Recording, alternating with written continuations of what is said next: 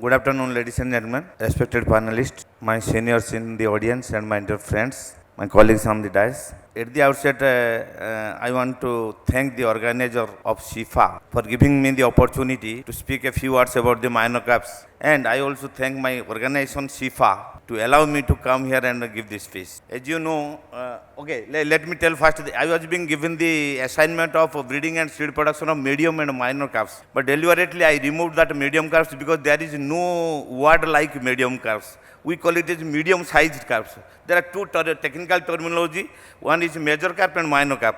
Though minor carp grows up to 2.5 kg, so we still call it as minor carps because they have been included in that. So to start my presentation, let me again tell you that this minor carp is in such a stage. We have been since last 20 years, we have been working on this species, and now it is time to go for advertisement of this species, to make it popularized among the farmers. And to do so, we have to tell for advertising a commodity, we have to tell both pros and cons, but I am going to concentrate only on the pros of these carps here. So to start my my presentation, I'll start with these slides. See, under the general culture procedures we are following, if you go for a target of 6 tons production, then you start with a stocking the seed somewhere, fingerlings somewhere at 90 to 100 kg per hectare. During that becomes the standing crop at the beginning. And if you continue it for 6 months, then it grows up to say 21 to 24 quintals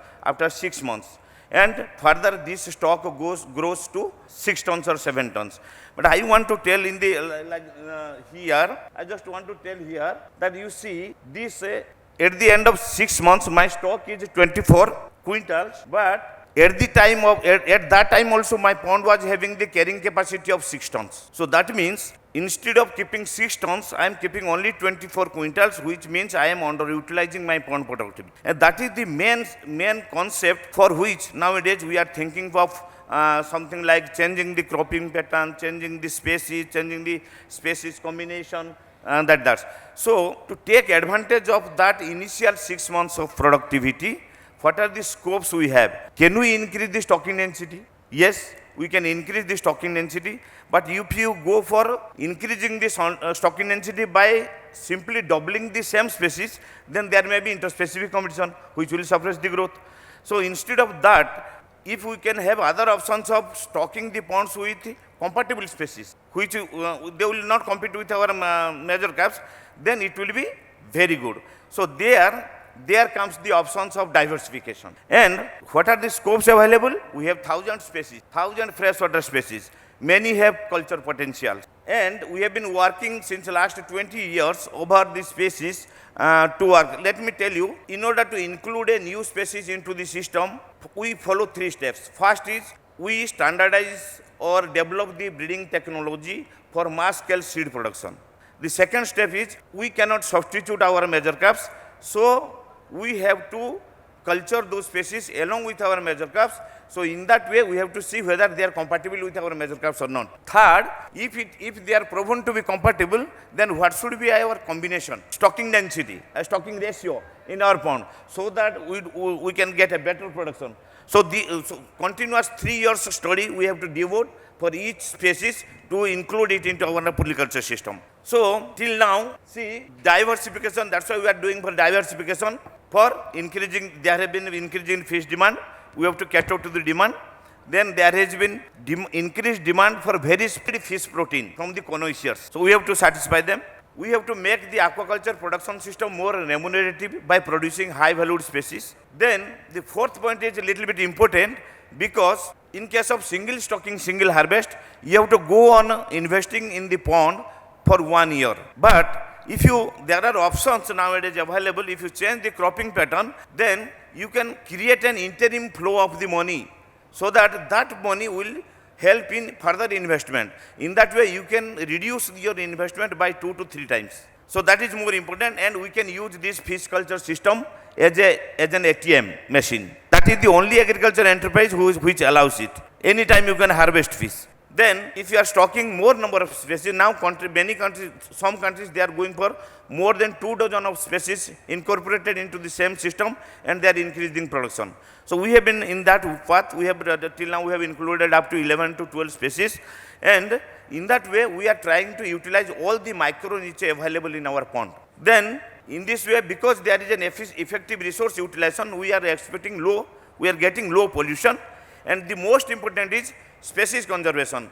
Friends, let me tell you, when we started this work on Pontia sarna in 2000, Pontia sarna was a threatened species, but now it has become least concern. Similarly, we have started work on Osteobroma belangiri, which is nearly extinct species in Manipur system. Now over the years, people have worked, including ourselves. Now it has become a near threatened. So these are the advantages of diversification.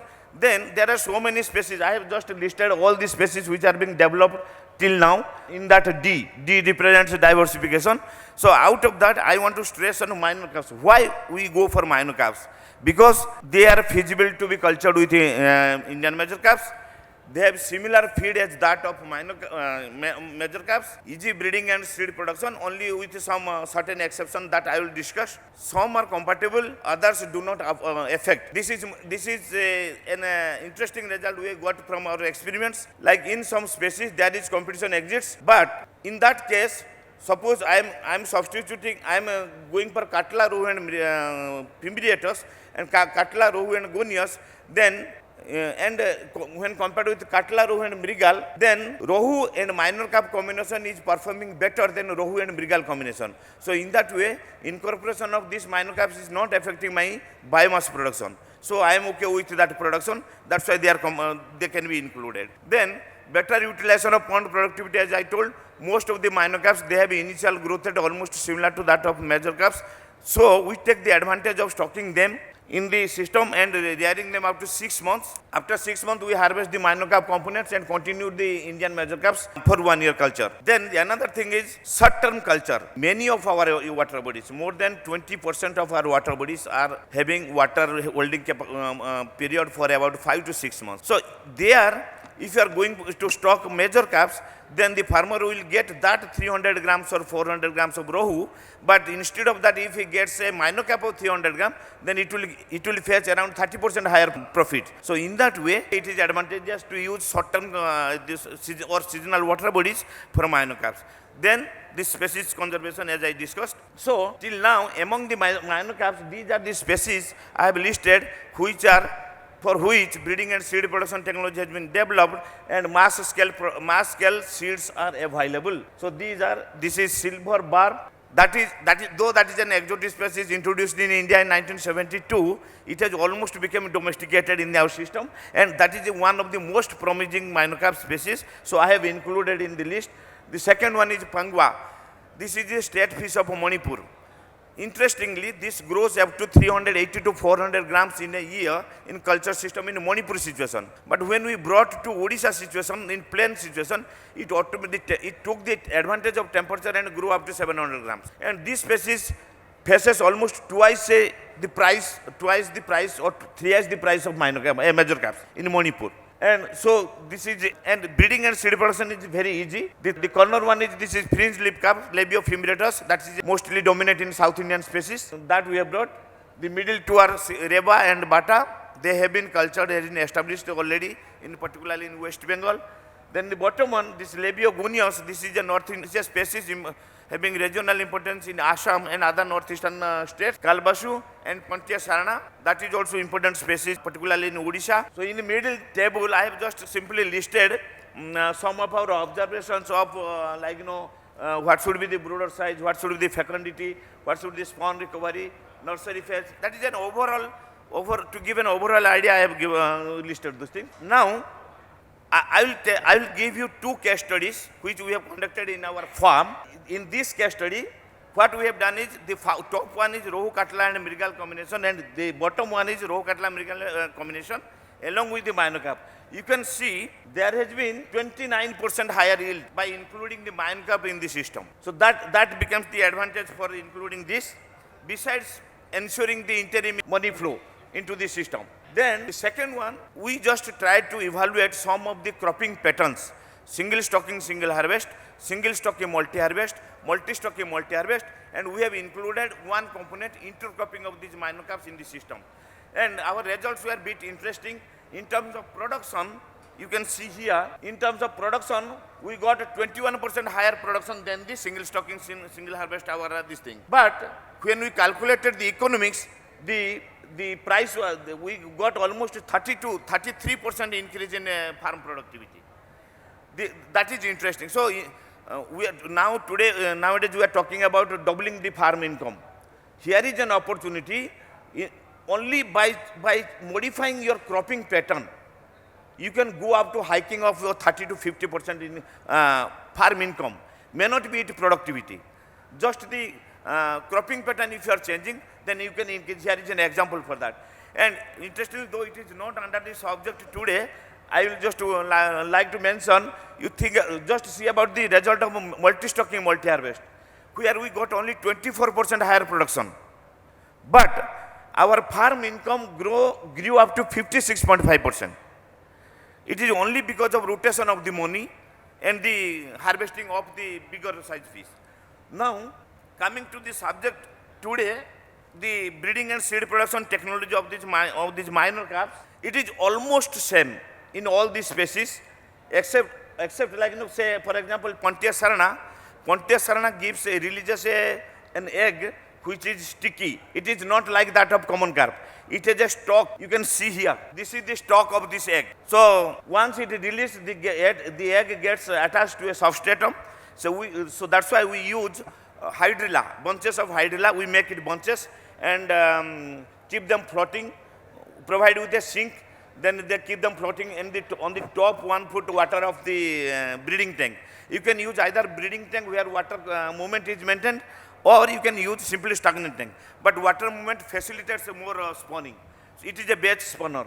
So here you can see, this is the hatchlings coming out. I have just listed all the, brood fish. You should take more than 300 gram, female 500 gram. Ovaprim, the dose is 1.5 ml to male and 3 ml to female. Attached egg, hydrilla bunches you provide.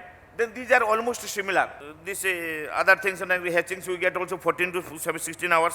Then with regard to seed rearing, our findings in nursery, this fish is in nursery phase, it shows highly carnivorous nature. So when we use supplementary feed, we just included 10% of animal protein, that is fish meal, and we got 20% higher increase in the survival. That is one. Then regarding the stocking density, we have tried 10, 20 and 30 million, but we got better result in 30 million density. That's why we are recommending this 30 million with 40 to 45% survivability. Then in case of fingerling rearing, we have cultured it with in polyculture system, but we saw better compatibility with the rohu, then mrigal. Then survival was very high, 92 to 94%. Better performance in fingerling rearing, this species performed better because feed acceptability is very good here, and this species performed better in fingerling than rohu and mrigal. Then we have also tried providing aerations, but we found that aeration is not that much required for this species at this 20 million, 20 per square meter density, 20 to 40 per square meter density. Then another interesting thing we observed that wherever this Pontius sarana fry was there was a new aquatic insect. So this prompted us to conduct one experiment whether it has this insectivorous feed habit or not. So there we found that yes, it controls aquatic insects when in particularly during fry and fingerling stage. That is the advantage. Then coming to the Gonionotus, it can breed in stagnant water also. It is an auto breeder. Either you may inject or you may not inject also. Only you have to put ripe male and female and put there. Sometimes they breed, but if you use synthetic hormone and use even this running water, then you get good result, significantly higher result. Then only here the problem is if you are using one this breeding tank, the egg size is very small, and in that aspect you have to use very fine mesh in the incubation tank. And problem its spawn is only 3 millimeter length, and its width is only hair-like. So the moment you take it out of the water, it dies.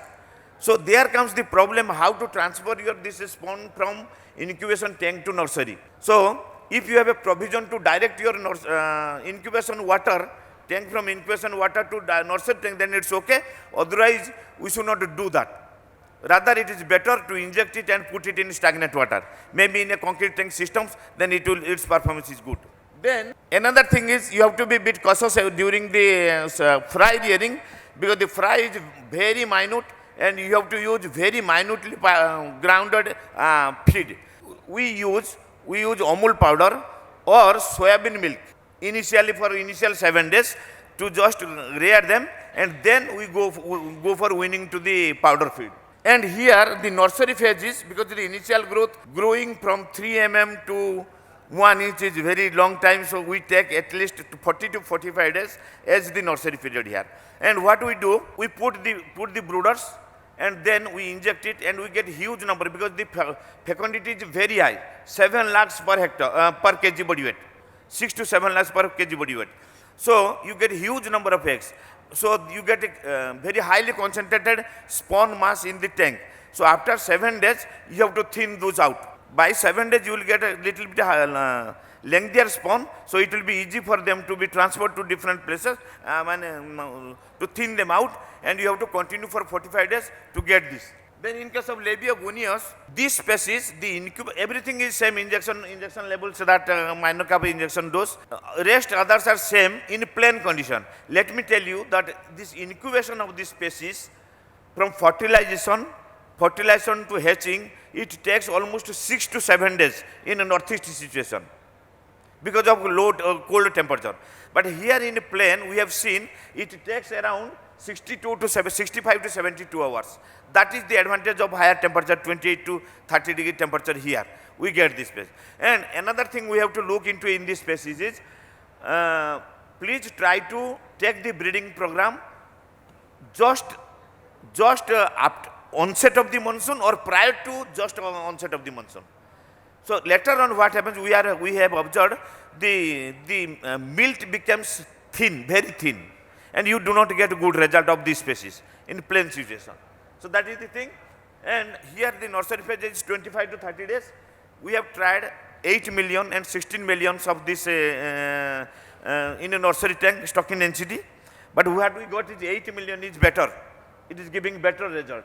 With this 16%, we get a little bit low survivability.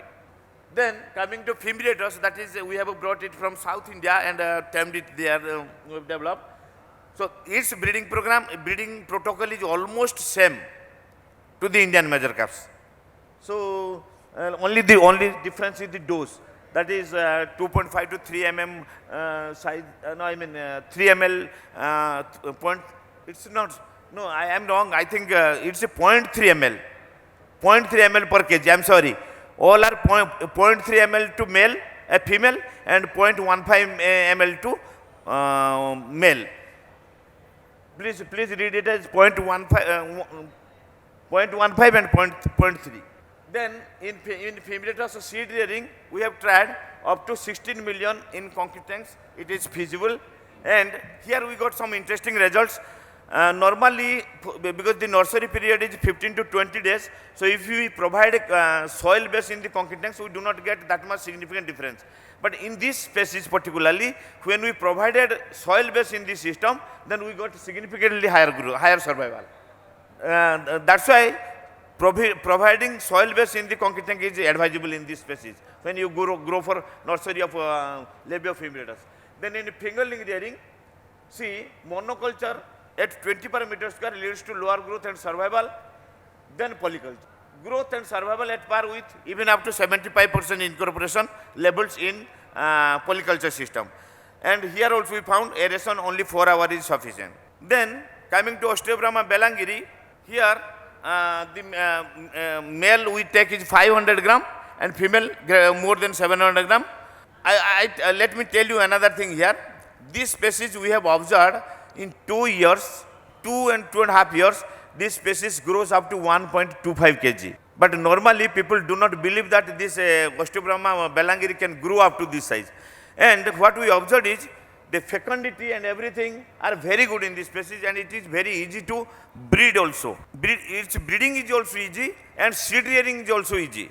We get also good survival in this. Here we go for this, we get sinking egg, 2.5 to 3 mm. Water flow is required. That means we use flowing water for this. It does not breed in confinement, stagnant water. Then egg incubation again 65 to 72 hours. Hatching as usual after 14 hours fertilization, fecundity 1 to 1.5 lakhs, and spawn size 4 to 5 millimeter. That is little smaller. It is similar to Kalbasu and other things. Then these are the breeding protocols we have developed. With regard to seed raiding protocol, I think it is so common I need not to discuss, but I just want to share my only this slide with my guests here.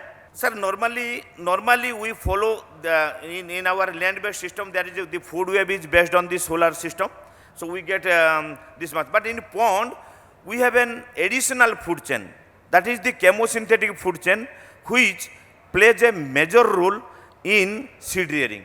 Because in almost all the carps, though they are omnivorous, they show high preference for animal protein. And we have seen on all species, including major carps, their performance is better.